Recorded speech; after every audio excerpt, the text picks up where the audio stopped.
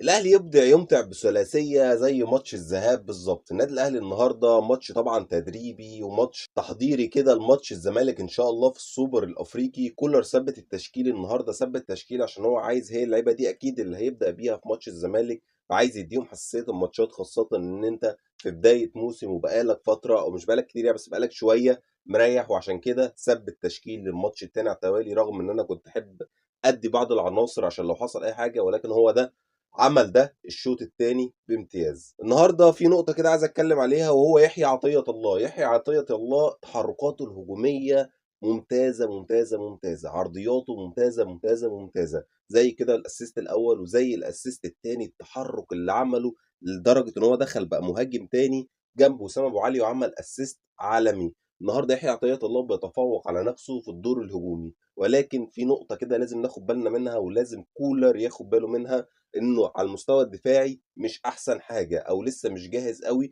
عشان يبقى على المستوى الدفاعي والهجومي ويقدر يرتد بسرعه، وخاصه ان الجبهه دي في الزمالك بيلعب فيها زيزو، فلازم الحته دي ناخد بالنا منها، ان زيزو بيجري كتير، معدلات جري رهيبه، فلازم كولر ياخد باله من الحته ديت ويشتغل عليها اكتر، او يرمي عليه حد في ماتش الزمالك زي اكرم مثلا، او يرمي عليه مروان، بس في حد يبقى بيسد وراه في الدفاع عشان الجبهه بتاعته ما تبقاش مفتوحه. وياسر ابراهيم النهارده برضو كان مشدود كده، وفي حاجه مش مظبوطه. ياسر ابراهيم برضو النهارده في حاجه غريبه مع ياسر، مش احسن حاجه. ياسر لازم يركز اكتر من كده. ماتش الزمالك ماتش مش سهل مهما كان مستوى الزمالك، ولكن ماتشات القمه مش سهله، ماتشات القمه اللعيبه كلها بتركز فيها، ولعيبه الزمالك بتركز فيها عن اي ماتش تاني، فلازم يبقى في تركيز اكتر من كده يا ياسر. كمجمل 3 اجوال احلى من بعض، 3 اجوان اروع من بعض. تعالوا نقول كده تقييم سريع بسرعه كده للعيبه الاهلي النهارده. الشناوي تقريبا لم يختبر غير في حاجات بسيطه قوي، ياخد 8 من 10. محمد هاني برضو يعني ما عملش الحاجه التقيله قوي، 7 من 10.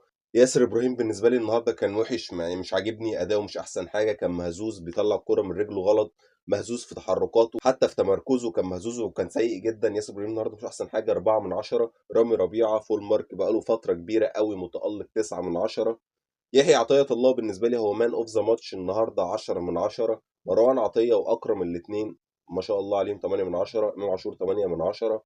نيجي ناحيه حسين الشحات النهارده، حسين الشحات بقاله فتره مستواه ثابت ومستواه كويس، 9 من 10. بيرسي تاو بقى يعني، نقطة بيرسي تاو دي أنا عاوز أقف عنده شوية. بيرسي تاو تقريبا ما بيعرفش يلعب غير الساعة 3 العصر في الملاعب الغريبة بتاعت أفريقيا، يعني ده التفسير الوحيد. ماتش سان داونز 5-2 كان هو نجم الماتش. الماتش اللي فات بتاع جروماهيا في كينيا نجم الماتش. يعني بيرسي تاو يجي هنا زي الزفت، ما بيعرفش يلعب غير في الحر، يبقى العرق كده نازل منه والشمس اورا القرعه بتاعته دي، فاهم؟ بيرسي تاو فيه حاجه غلط، يعني ما بيلعبش غير الساعه 3 العصر، لو مش الساعه 3 العصر مش هيلعب يا باشا. هو ده بيرسي تاو، حاجه غريبه جدا ومستفزه جدا بصراحه بالنسبه لي، ما اعرفش ايه حكايته. وسام ابو علي جاب جون هيرجع له الثقه، يحيى عطيه الله عمل له باص وجاب جول هيرجع له الثقه، وجون مهم جدا قبل ماتش الزمالك.